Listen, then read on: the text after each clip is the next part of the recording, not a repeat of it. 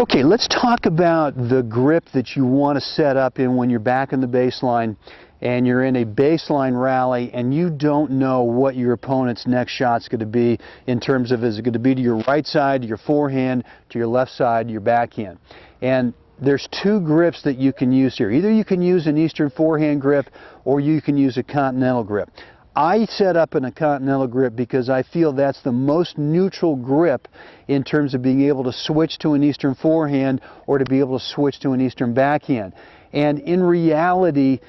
most of the shots that we play in the game of tennis should be with a continental grip. If you think about the serve, if you think about slice forehand, slice backhand ground strokes, slice approach shots, every one of the volleys, the overhead, drop volleys, drop shots, they all need to be played with a continental grip. So I set up in that grip back in the baseline and also when I'm returning serve so that I'm at the most neutral position with my hand on the racket to be able to adjust to an Eastern forehand or to be able to adjust to an Eastern backhand if that's the shot that I choose to play. If you want to set up in an Eastern forehand grip, I really don't have a problem with that as long as you make sure that in your setup position you're not clenching the racket tightly. If you have any kind of pressure on that racket handle, any kind of strength, any kind of clenching in whatever grip you have as your neutral sort of setup position grip back here in the baseline,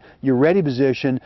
any kind of tension is going to force you to use that grip no matter what shot your opponent plays to you. So the key is that when you're back here in the baseline in your neutral grip, not sure what shot's coming next, either forehand or backhand, or when you're returning serve, is that your hand, your fingers have to be so light, have to be so soft without any tension on the racket handle so that you can adjust if you want to. Is it going to be a drive? Is it going to be slice? Is it going to be a lob? If you will set up with loose, relaxed hand position right here and use your shoulders more to commit to either a forehand or a backhand, that's when you have the opportunity to switch that grip to whatever you feel is the right grip for that next shot. So again, I want you to make sure in your ready position, and you can check this week, make sure that both hands are very, very loose, there's no tension, and that when you react to the direction of that incoming ball, I want you to react not with